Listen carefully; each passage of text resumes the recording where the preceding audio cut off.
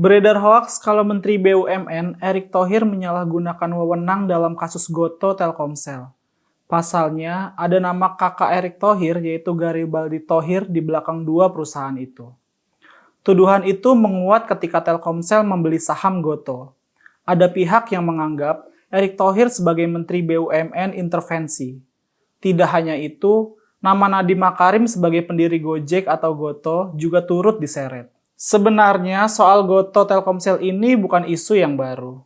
Sepak terjang Erick yang tanpa basa-basi dalam mengelola perusahaan negara memang rentan untuk dimusuhi banyak orang.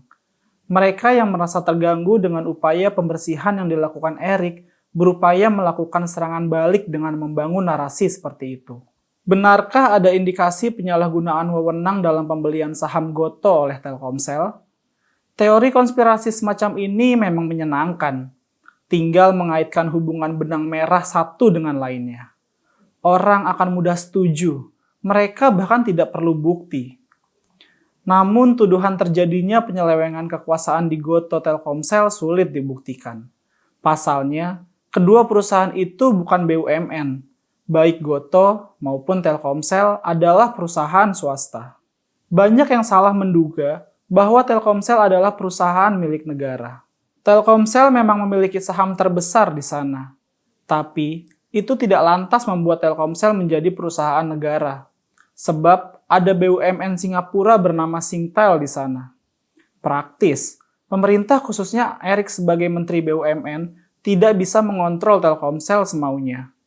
Seluruh kesepakatan yang ada murni karena kepentingan bisnis. Gotoh merupakan digital platform dengan valuasi terbesar di Indonesia.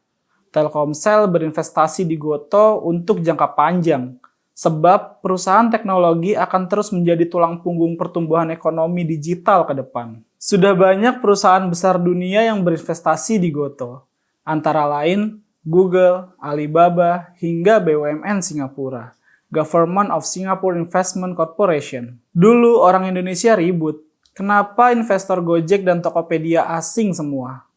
Nah, sekarang seharusnya bangga. Ada perusahaan lokal seperti Telkomsel yang juga turut berinvestasi. Ini untuk membayar ketertinggalan Telkom di dunia digital, sekaligus mengamankan posisinya pada aset vital perusahaan digital tersebut. Kemudian yang juga penting dalam kasus ini adalah harus ditemukan bukti adanya penyalahgunaan kekuasaan. Apalagi Telkomsel dan Gotoh adalah perusahaan swasta. Harus ada bukti otentik yang menyebutkan Erick telah melakukan intervensi. Selama kesepakatannya adalah bisnis dan tidak ada uang negara yang digunakan, maka tidak ada dosa di sana. Ini yang dinamakan adil sejak dalam pikiran. Tapi, jika memang ada bukti penyelewengan, maka itu harus disuarakan. Narasi yang beredar itu hanya berisi bukti bahwa Garibaldi Thohir memiliki saham di banyak perusahaan. Secara hukum ini sah. Dan tidak ada masalah jika keluarga presiden, keluarga menteri memiliki jaringan bisnis yang luas. Yang jadi masalah jika ada intervensi kekuasaan.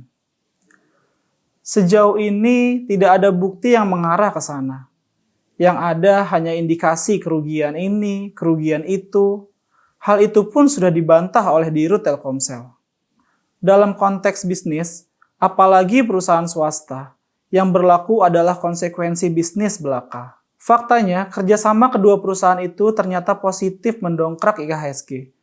Kontan misalnya menulis berita, lonjakan harga saham Gotoh menjadi penopang utama IHSG yang ditutup menguat 0,44%. Isu yang menyeret Erick Thohir dan Nadiem Makarim dalam kasus Gotoh Telkomsel itu lebih hanya bumbu politik saja.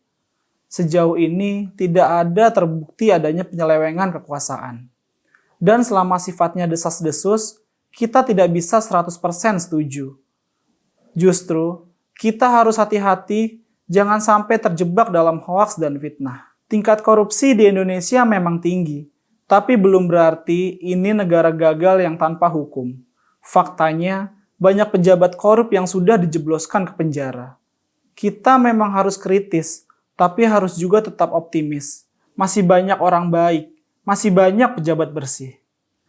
Tugas kita adalah tetap bersikap kritis dan adil, bahkan sejak dalam pikiran.